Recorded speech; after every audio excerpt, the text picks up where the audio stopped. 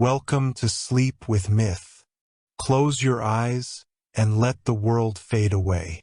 Tonight we drift beyond time, where gods dream and stories remember their light. At the edge of dawn, where light has not yet decided what it wishes to be, a breathless stillness holds the world. The sky trembles between night and morning, the moment when shadows still remember their names, and sunlight forgets its mercy. It is here that Apollo stirs, god of radiance, keeper of music, archer of clarity. He opens his eyes, and the first light escapes him like a sigh. The mountains awaken with him, rivers shimmer, the air itself seems to listen for his thought. Yet even among all that gleams, there is a silence too complete, not absence, but waiting. It stretches beneath his light, deep and patient, like a heartbeat beneath a song. Apollo feels it. The silence watches him as he rises. He has known adoration, praise, even fear, but never this, a quiet that does not bow. It is the kind of stillness that asks questions instead of answers them. He takes up his lyre, the strings gold and bright as morning itself. When he plays, the world reshapes. Hills hum, the wind moves in rhythm, flowers lift their heads in devotion. And yet beneath all that music, the silence remains, unbroken, like an echo too deep to return. He stops. The air stills. Somewhere, far below the waking sky, something stirs in answer. It is Erebus. Older than night, older than the thought of fear, Erebus is the darkness before creation, the first hush, the unlit breath from which everything began. He lies beneath all things, not as an enemy to light, but as its memory. When Apollo's music reaches the depths, Erebus listens, not with ears, but with being. The light trembles against his vastness like a spark above a sea. The darkness breathes, and the world forgets for a heartbeat which God it belongs to. Apollo feels the shift. He lowers his lyre, the golden strings dimming. His voice, bright as daybreak, murmurs into the air. Who listens where light cannot reach? The answer comes as warmth fading from the edge of the sun. A whisper that is not sound but shape. I do. The words fall through his radiance like stones through water. For a moment, the god of light feels his boundaries blur. Name yourself, Apollo says. The darkness replies, not with pride, but with truth. I am the first silence. I am the space you needed to become. The sun falters. The birds still. A thin veil moves between worlds. Not day, not night, but something vaster. Apollo's light flickers, not with fear, but with curiosity. Erebus, he breathes, the shadow of the sun. The darkness hums. And you, the flame that forgets it was born from me. For the first time, Apollo understands loneliness, not the absence of worship, but the distance between illumination and what it cannot touch. The realization cuts gently, like light learning it can cast shadow. Why have you waited until now? He asks. Because now you have learned to listen, says Erebus. Around them the horizon quivers. Night and day mingle like ink and gold. The world feels itself breathing from two directions at once. The silence grows warmer. The light grows softer. Something new begins to form in the seam between them, a place where truth has room to echo. Apollo looks upward, but the sky has become too wide for looking. Then let us speak, he says. Let us remember, Erebus replies. The conversation begins without words. Light deepens. Shadow brightens. What divides them begins to blur. The sun hums lower, and the dark rises like a tide of calm. In the stillness between them, music reforms, not of strings or sound, but of rhythm. Pulse, pause, pulse. Below, mortals awaken to a dawn unlike any other. The sun does not glare, it glows. The shadows do not hide, they breathe. And though they cannot name it, they feel it, that something sacred has learned to speak again beneath the light. Sleep, listener. In the next part, the God of light will descend where brightness has never been, to seek the truth that only darkness remembers. The light begins to bend. For the first time since the birth of dawn, Apollo steps downward, not into shadow, but into the memory of before.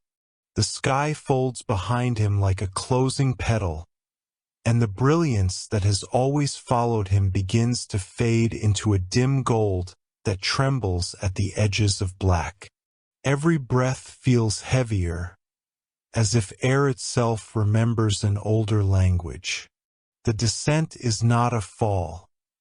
It is an unmaking of direction. The God who has always been followed by light now walks where light has no meaning. There is no ground beneath him, yet he moves. No sound, yet he hears. No time, yet he continues. The place beneath brightness is not emptiness. It is depth without border. He senses the presence before he sees it. Erebus is not a figure, nor a voice, but a horizon that expands as Apollo draws near. The darkness breathes like an ocean with no shore. When Apollo's last trace of sunlight touches it, the glow does not vanish. It dissolves, like gold dust mingling with ink. "You come willingly," says Erebus, his voice the sound of space remembering its shape. Apollo answers softly, "If I am to know what I am, I must know what I am not." The darkness stirs. Then unlearn brightness. The light in Apollo's hair dims. His lyre, once radiant, turns pale as bone. He feels the warmth of himself retreat, leaving behind only awareness. For a moment he trembles. What remains of a god when his symbol is gone?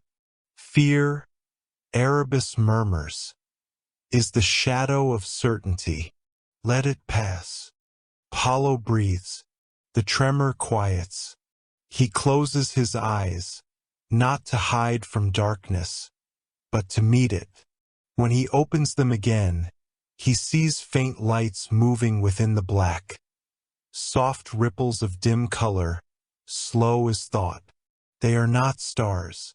They are remnants, memories that light left behind when it first began to shine. "What are they?" he asks. "The echoes of what once chose to be seen," Erebus replies. "Light forgets that it came from mystery. These are the first dreams." Apollo reaches toward them. They do not flee. Instead, one drifts near, an orb of gray luminescence, pulsing like a heartbeat. Inside it, he glimpses a vision, the first spark of creation, trembling in an endless night. He feels awe not for the spark, but for the night that allowed it to exist. "Was this you?" he whispers. "It was both of us," says Erebus. Without shadow, light has no outline. Without light, shadow has no name. Creation is the breath drawn between us. The realization settles in him like calm water. For the first time, the god of the sun feels humility, not as defeat but as balance. He looks around and sees that the darkness is not absence. It is full. It holds the unspoken, the unborn, the music before the note. He lifts his lyre again. This time, when he plays, the strings sound different. The melody is low, slow, tender. It does not seek to fill the silence, it honors it. And for the first time, Erebus hums in harmony. The sound ripples through eternity, weaving gold into black, breath into stillness. The realms begin to blur. Shadows glow faintly, and light grows gentle, its edges softened. It is not day or night, it is becoming. And within it, Apollo feels a door open inside himself, one that leads not outward, but inward. He sees a memory of his own making, temples raised in his name, hymns sung to praise his clarity, mortals blinded by devotion. He sees now that light, without pause, burns what it blesses. He lowers the lyre, his voice quiet. I have mistaken shining for seeing. Erebus answers, and I have mistaken stillness for peace. They stand together in that realization, gods who have found their opposites within themselves. The void around them pulses like a sleeping heart. For the first time since time began, the two forces are not in opposition, but in conversation. Come deeper, says Erebus. There is more yet to remember. Apollo nods. He follows as the darkness folds around him like water closing after a dive. The deeper they go, the more the boundary between them dissolves. His glow fades completely, yet his sight sharpens. The shadows reveal patterns, the movements of dreams before they are dreamt, the slow gestures of forgotten time, the blue fire of souls not yet born. At the deepest point, they arrive before something vast, an endless mirror of black glass. It reflects nothing, yet Apollo feels himself within it. What is this? He asks. The memory of all light before it chose form, Erebus answers. Every brightness carries its own darkness, every god his own silence. Look, Apollo gazes into the mirror. Within its void, he sees himself not as radiant, but as transparent. His light flows through him, not from him. In that vision, he feels both fragile and infinite. He kneels, his hand pressed to the unseen floor. Then I was never alone, he says quietly. No, says Erebus. Even loneliness is shared. For a long time, neither speaks. The silence that follows is alive, warm, complete. It is the heartbeat of creation. Light resting inside shadow, shadow breathing within light. Apollo understands now that what he calls day is simply a promise made by night to return. He rises slowly, and when he does, his glow returns, but softer, no longer blinding. The darkness does not recoil. It moves with him, the two forces intertwined like melody and echo. Above them, the first threads of dawn begin to ripple across existence. Erebus' voice comes one last time. Go, son of brightness, carry not the pride of light, but its listening. Apollo bows his head. And when the sun sets, I will remember who keeps its rest. He ascends, carrying silence within him like a seed of shadow hidden in flame. The world waits, unaware that its sun is no longer the same. Sleep, listener. In the next part, The God of light will meet the mortals who live between day and night, and learn what it means to shine without burning. When Apollo rose again, the dawn that followed was different. It was not a blaze, but a bloom, slow, tender, almost hesitant. The sky glowed like breath on glass. The birds sang, but softly, as if aware that the God who answered their songs was no longer merely a force of light, but something deeper. The mortals did not understand it, but they felt it. Fields shimmered with warmth instead of glare. Water sparkled without blinding. The sun was still the sun, yet it had learned how to listen. Apollo walked among the mortal world unseen, though not unfelt. His feet left no prints, only brightness where shadow had been too long.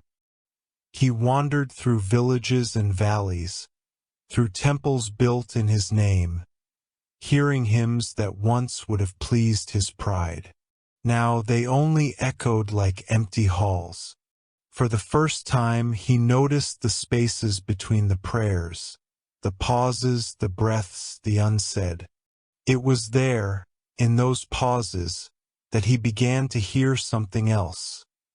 The quiet voice of the world speaking without words. The sigh of crops after rain. The slow gratitude of mountains holding dawn. The murmur of rivers remembering where they began. All of it listening, answering, alive. He sat beside a stream and watched the reflection of his own light move across its surface. The ripples did not worship him. They carried him, broke him, remade him in smaller shapes. "So this is what you meant," he murmured to the darkness inside him. "To shine is to serve." The stream answered in its language, a soft rhythm of surrender. Light met movement and both became one. As he listened, mortals began to gather nearby. They did not recognize him, for his brilliance was gentle now, human in warmth. To them he was only a traveler, golden-haired, kind-eyed, quiet. A woman approached with a clay jar, kneeling to fill it with water. Her hands trembled with age, her back bent from years of toil. When she looked at him, she smiled faintly. "The sun rises kind today," she said. Apollo returned the smile. "Does it?" "Yes," she replied.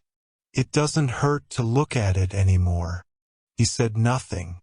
She filled her jar and went her way, unaware that she had just blessed the god she spoke to. Apollo remained, watching the ripples widen from where her jar had touched the stream. He felt the weight of what he had once been, the brightness that demanded reverence, and the new light growing in its place, the radiance that listens. That night he did not return to Olympus. Instead, he followed the edge of dusk into the quiet lands where no temples stood, where mortals lit their fires not for gods, but for warmth. In their laughter and sorrow, he found a truth older than praise. Light was not born to be adored. It was born to reveal. In the dark beyond the firelight he felt Erebus watching.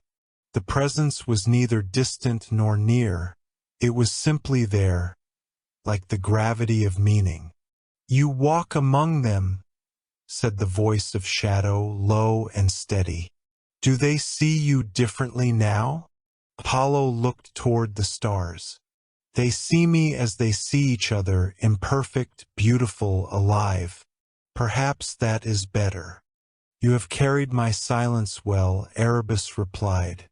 "But do you understand what it asks?" Apollo nodded. "That I must one day return to it. Not as surrender," said the darkness, "as balance." The god of light lifted his gaze to the horizon. The first stars flickered, shy in the pale blue that still held traces of day. Between them glowed a narrow band of color, neither day nor night, but both. He whispered, "Twilight." Erebus's voice was almost a smile. The bridge between us. The moment lingered. The air shifted, cool and fragrant with distance. Apollo felt something deep inside him expand, the same silence he had found in the depths now blooming within his own brightness. It did not dim him, steadied him. He raised his lyre and began to play. The notes were softer now, yet fuller. The music carried across the darkened land, through forests, over seas, into dreams. The mortals who heard it did not know whose hands created it. They only felt peace, as though the world itself had remembered how to breathe. As the final chord faded, Apollo whispered to the sky, "Let light no longer conquer, but converse." And somewhere far below, Erebus whispered back, "Let darkness no longer hide, but hold." The two voices folded into one rhythm, unseen, eternal, patient. In that stillness, Apollo smiled. For the first time since his birth, the god of the sun was not burning. He was being. Sleep, listener. In the next part, Apollo will face the truth of his own reflection, when light at last must meet its shadow fully and choose whether to merge or part. The night was quiet, but not empty. Above the sleeping earth, the stars whispered through the thin fabric of time, like lanterns remembering the breath that lit them. Apollo sat upon a high hill, his lyre resting across his knees, the strings faintly glowing with the echo of earlier songs. He had wandered far from Olympus, farther still from his own pride. Now he sought not dominion but meaning. Before him stretched a wide lake, smooth as glass and black as ink. Its surface mirrored the sky so perfectly that it was difficult to tell where heaven ended and reflection began. A single line divided them, or perhaps connected them, the faint shimmer of the approaching dawn. He could feel it waiting below the horizon, trembling to be born. "Erebus," Apollo whispered, "are you here?" The lake rippled slightly, and the reply came from everywhere at once. "Always." Apollo watched the surface shimmer. "I have seen the silence of your realm, and I have carried it within me. Yet still I do not understand. You say light and darkness are one rhythm, but how can a rhythm move if it is complete?" The voice of Erebus was deep and slow, like the first turning of a tide. Completion is not stillness, child of radiance. It is a circle. What ends begins. What rises must fall not as punishment, but as pattern. Apollo bowed his head. "Then the circle requires loss." "Not loss," Erebus said. "Return." The lake stilled again, so completely that Apollo could see himself reflected in it, not as the radiant god of day, but as something gentler. His hair gleamed like sunlight through mist. His eyes carried the soft weight of night. He reached out to touch the surface, and his reflection did not mimic him. Instead, it smiled, a small, knowing smile, and spoke. "You are both of us," it said. Apollo froze. The voice was neither his nor Erebus's. It was something in between, the echo of what light becomes when it finally understands shadow. "Who are you?" he asked quietly. "The balance you have been seeking, the reflection said. The dawn that exists because night and day chose not to fight, but to meet. The words trembled through him like music he had always known but never heard aloud. He stared into the lake, and the reflection began to shift. Around his image, scenes appeared, visions of mortal life, fragile and luminous. He saw a farmer kneeling in the soil before sunrise, whispering to the dark earth and trusting that light would come. He saw a mother holding her child through a storm, humming softly, believing in calm beyond the thunder. He saw lovers parting at dusk, not in sorrow, but in promise, knowing the sun would rise again. Each vision carried the same truth, that the world itself was made of waiting, of turning, of faith in return. This, said Erebus, his voice merging with the rippling water, asterisk is what you illuminate, Apollo. Not perfection, but persistence. Asterisk. The god of light knelt, overwhelmed. I have spent eternity chasing purity, he whispered. But the world breathes through imperfection. Its beauty is not in its brilliance. It is in its endurance. Now you see, murmured the dark. Asterisk light is not a sword. It is a seed. Asterisk. Apollo closed his eyes. The words sank deep into him, soft and inevitable. When he opened them again, the horizon had changed. A pale shimmer stretched across the lake, growing brighter by the heartbeat. The first blush of dawn was blooming, and for the first time Apollo did not hurry it. He let the light unfold slowly, as though it were exhaling from within him. As the sky brightened, the reflection in the lake began to blur. But before it vanished completely, the mirrored Apollo spoke once more. Remember, it said, every dawn is the night forgiving itself. Then the light broke across the water. It did not burn. It shimmered. The lake shone like liquid gold, but the gold was softened, tempered by the memory of shadow. The mountains caught the light and offered it gently to the valleys below. The birds rose, their songs delicate, their wings painted with both sun and darkness. Even the clouds moved slower, as though honoring the rhythm newly restored. Apollo rose to his feet. The lyre in his hands hummed of its own accord, resonating with the soundless music between worlds. Erebus, he said softly, the dawn remembers you.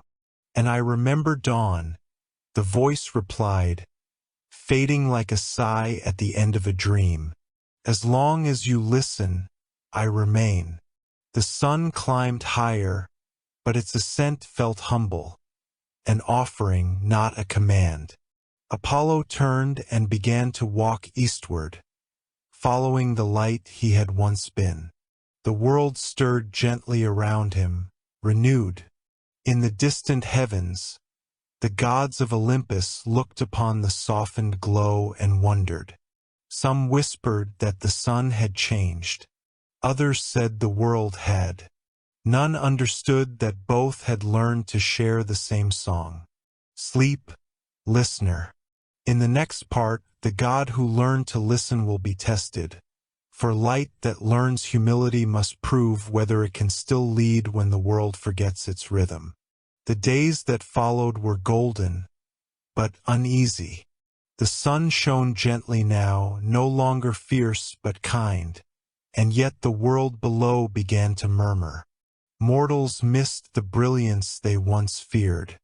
Crops grew slower in the softened light, temples dimmed, and priests whispered that the god of the sun had grown weary.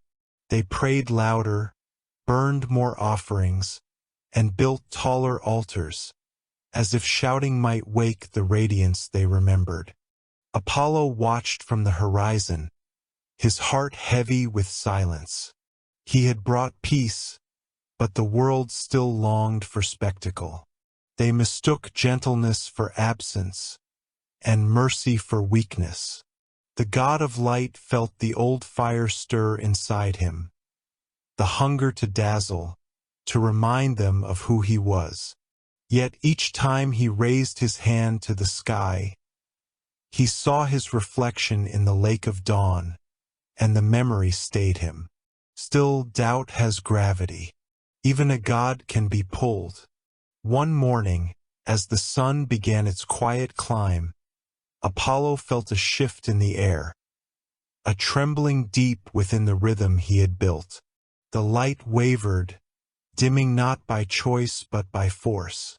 Across the heavens, a shadow began to rise. Not the gentle dark of night, but something older, sharper, colder.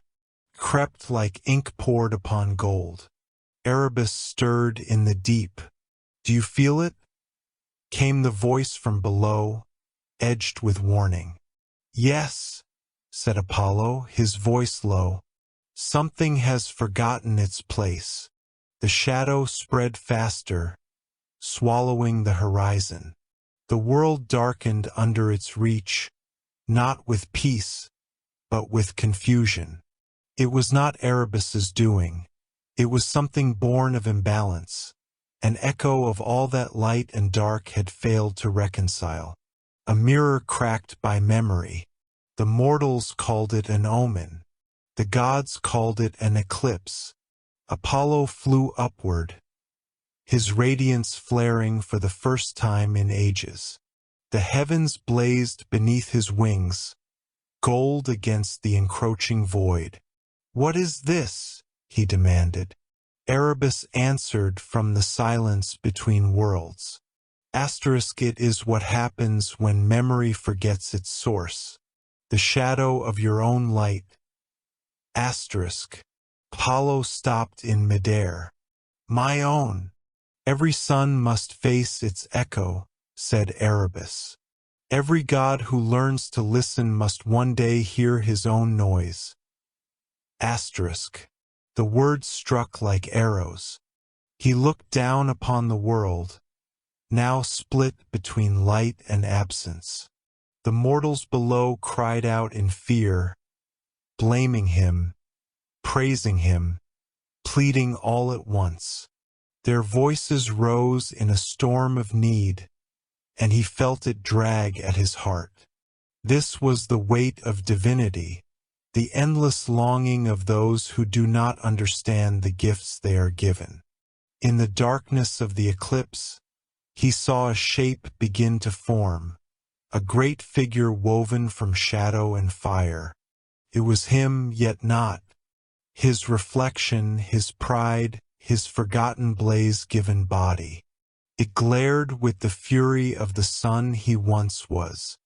"You are me," Apollo said quietly. "I am what you left behind," it answered. His voice was thunder without rain. "I am brilliance without mercy, truth without tenderness. I am how they remember you." The two faced each other across the sky, their lights clashing like opposing tides. Gold met black, heat met chill, song met silence. The heavens shook. Mortals fell to their knees, unsure whether to worship or hide.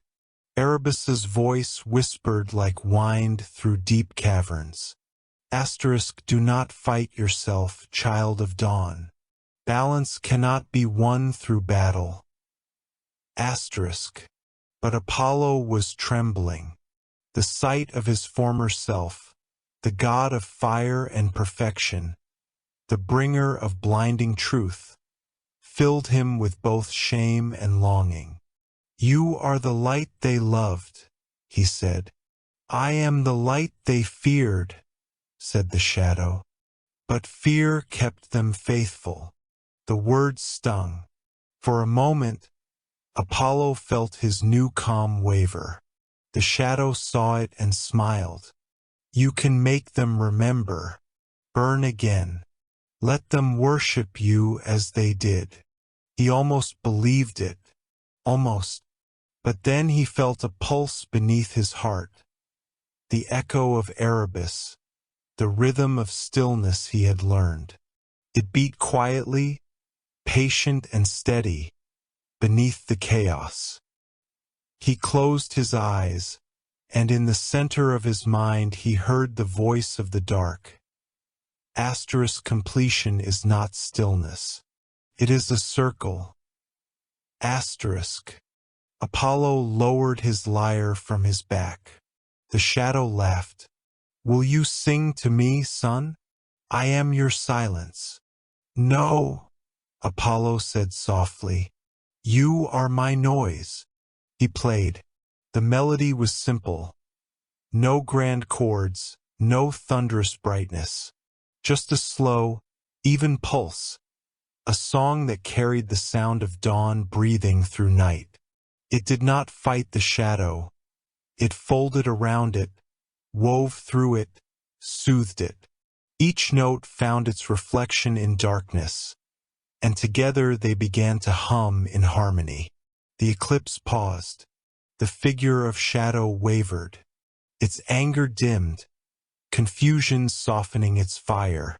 What are you doing? It asked, voice faltering. Listening, said Apollo, to the part of me that forgot how. The light pulsed gently. The darkness flickered. Slowly, the two began to merge, not one consuming the other, but both fading into a single tone of balance. The eclipse thinned, its sharp edge dissolving into warmth. The world below began to glow again, not blindingly, but wholly. As the last shadow vanished, Apollo hovered in the quiet air, his heart steady. The sun resumed its path, carrying both light and memory within it. Below, mortals gazed upward, awestruck. Some said the god had defeated the dark. Others said he had become it. Both were true. Erebus's voice came one final time that day. Asterisk, you have remembered the rhythm, child of light. Do not forget again. Asterisk. Apollo bowed his head. I will not. He turned his face toward the earth, watching as the first birds resumed their songs. The eclipse had passed, but the lesson remained. There could be no dawn without dusk, no warmth without rest, no brilliance without shadow. The world, like its sun, had to breathe. Sleep, listener. In the final part, the god of the sun will return to the threshold where shadow and flame are one, to offer his light not as dominion, but as devotion. When the eclipse had passed, the heavens exhaled. The stars, hidden too long, blinked awake like eyes after tears. The sun resumed its slow rhythm across the sky, softer now, steady as breath. Yet beneath its warmth, the memory of shadow lingered, not as fear, but as understanding. Apollo returned to the high places, mountains glazed with morning, valleys washed with mist. He no longer traveled as a conqueror of night, nor as a god awaiting praise. He walked as one who carried a secret, that light and darkness are the same prayer, spoken in different tongues. He reached the edge of the world where sky meets silence, the same threshold from which he once descended. There, the air was thin and endless. The earth below shone faintly, its colors softened by distance. The god of the sun laid his lyre upon the stone and waited. Erebus was already there. The darkness gathered beside him like a slow tide. It did not rise or fall. but settled, deep, calm, infinite. No shape, no face, only presence. "You have returned," said Erebus, his voice neither near nor far. "I promised I would," said Apollo. The silence between them was not empty. It pulsed with recognition, a rhythm that neither had to name. Apollo looked into the dark and saw no threat, no test, only the reflection of everything he had become. "I saw my echo," he said quietly, "the part of me that burned too bright. I sang to it until it could listen. And what did it hear? That love does not command. It attends." The darkness shivered faintly, a ripple of approval. "Then you have learned devotion." Apollo nodded. "Not the devotion that demands worship. The kind that serves without needing to be seen. The kind that light forgets until it dims." He smiled. "Yes." They stood together at the seam between day and night, and for a long time neither spoke. Around them, the world breathed in unison. Rivers, forests, hearts, all bound by the same silent pulse. The boundary shimmered, not as a line, but as a song. A tone so low and wide it could only be felt. "Will it hold?" Apollo asked. "The balance we made?" Erebus's answer was a sigh that might have been laughter. Balance does not hold. It moves, as you will, as I will, as the world must. Apollo looked to the horizon where the first blush of twilight was forming. "Then we will move together," always said Erebus. For the first time the two forces touched, not hand to hand but being to being. Light did not dissolve the dark. Darkness did not swallow the light. Instead, they folded into one another like breath returning to lungs. In that union the rhythm of the world deepened. Day was born from it. Night rested in it. The circle was whole. Below, mortals felt it in ways they could not explain. Some found peace beside their fires. Others woke from long dreams with tears and calm hearts. Pain softened. Time slowed. The earth itself seemed to exhale, remembering how to rest. Apollo turned toward the sky. "When I rise again," he said, "it will not be as command but as care." "Then rise," said Erebus, "and carry my shadow as your grace." The darkness receded, but not away. It wove itself into the edges of Apollo's light, softening it, giving it depth. The god of the sun glowed gently, no longer a blaze but a living warmth. He lifted his lyre one final time and played. The melody drifted across the world.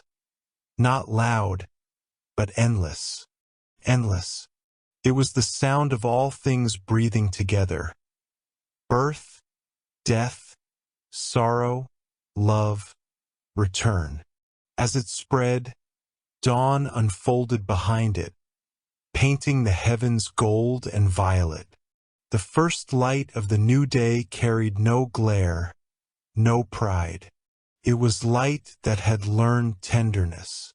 When the song ended, Apollo spoke softly to the horizon. "You are the silence in my music, Erebus, and I am the echo in your night." The answer came like the faint hum of wind through stars. "Then we are whole." The sun rose fully, and the darkness bowed not in defeat, but in reverence.